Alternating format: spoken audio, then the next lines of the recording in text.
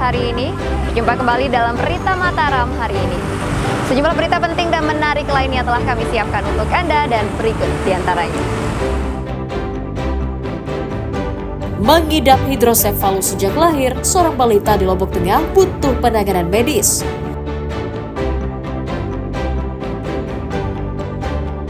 Kompak edarkan narkoba, sepasang suami istri di Bima diringkus polisi.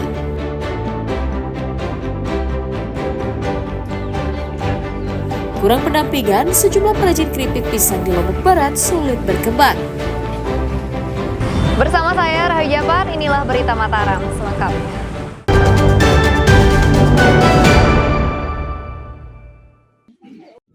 Insya Allah nggak mungkin jadi begini, tapi ini sudah takdirnya anak saya. Tapi dikasih obat Bu ya ketika disuruh pulang. Enggak dikasih apa. Balita bernama Ayla Sitkia Suci asal Dusun Gelung, Desa Lekor, Kecamatan Jadapria didiagnosis mengidap penyakit pembengkakan pada kepala atau hidrosefalus. Sudah besar.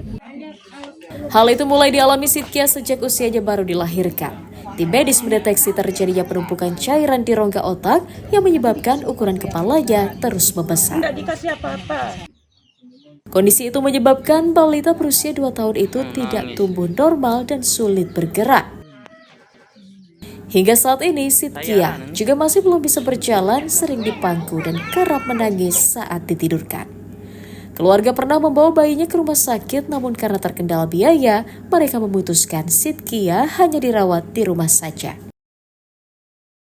Susah cari uang, susah. Tapi perhatian masyarakat sekitar bagus ya. Nggih, alhamdulillah semuanya baik.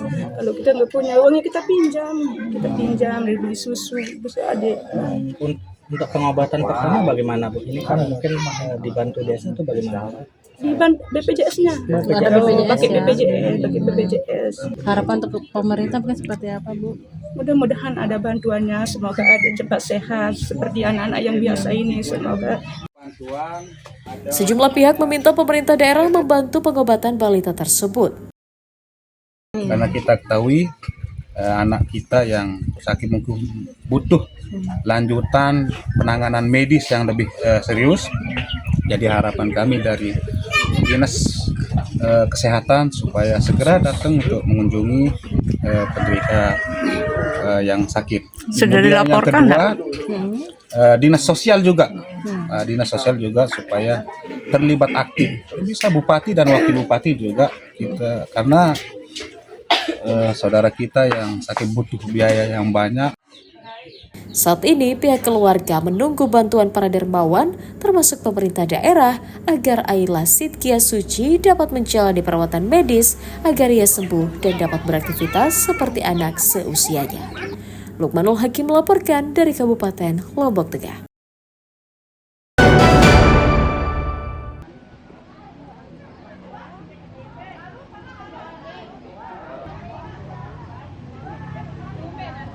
Jumlah penerima bantuan pangan berupa beras di Kabupaten Lombok Tengah menurun hingga 20% pada tahun 2025.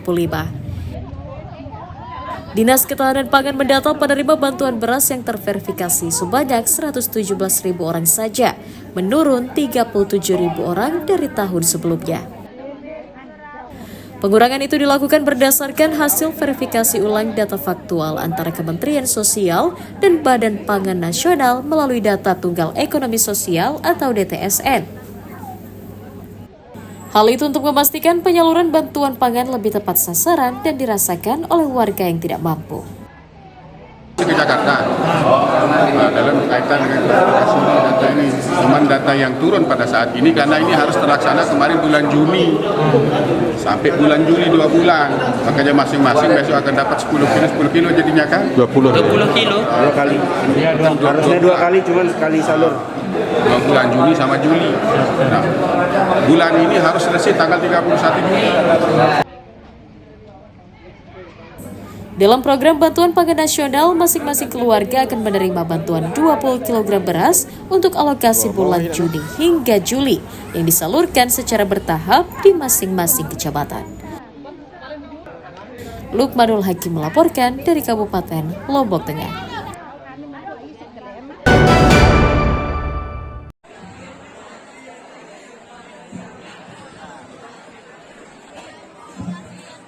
Cara Puluhan sekolah menengah di Kabupaten Lombok Barat menggelar masa pengenalan lingkungan sekolah atau MPLS kepada para siswa baru. Seperti di SMKN 1 Gerung, para siswa baru diajak mengenali lingkungan, para guru, dan kegiatan ekstrakurikuler yang ada di sekolah. Tak hanya itu, sekolah juga memberikan materi tentang pencegahan kekerasan dan pelecehan seksual kepada para siswa. Tujuannya untuk meminimalisir tindak kekerasan dan pelecehan seksual di lingkungan sekolah yang rawan terjadi karena kurangnya pengawasan. Para siswa dan guru juga berkomitmen mencegah terjadinya perundungan antar siswa sebagai upaya menciptakan sekolah yang ramah bagi mereka. Kita ingin memberikan pengetahuan, wawasan kepada anak-anak kita secara lebih komprehensif, sehingga mereka memiliki pemahaman yang jelas tentang arah masa depannya. Dia tidak mudah terganggu, terkontaminasi dengan pengaruh-pengaruh buruk pergaulan zaman sekarang, terutama sekali terkait dengan hal-hal yang negatif terkait dengan pergaulan lawan jenis ini. Dari materi ini bahwa kita itu sebagai siswa-siswi yang masih di bawah umur itu kayak untuk bisa menghindari pernikahan dini tersebut karena dampaknya sungguh-sungguh besar untuk masa depan kita selanjutnya. Karena perjalanan kita itu masih panjang. Jika kalau kita menikah dini itu juga nggak ada manfaatnya, ujung-ujungnya bercerai dini juga. Selain bertujuan untuk meningkatkan pengetahuan tentang tata tertib, MPLS juga diharapkan dapat mengedukasi para siswa tentang budaya belajar dan saling menghargai selama berada di lingkungan sekolah. Hairul Amri melaporkan dari Kabupaten Lombok Barat.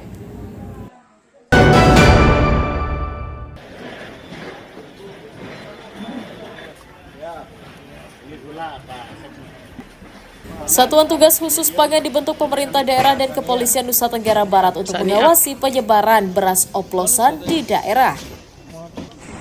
Satgas juga dibentuk untuk mengontrol distribusi pangan, minyak, dan mencegah penimbunan bahan pokok.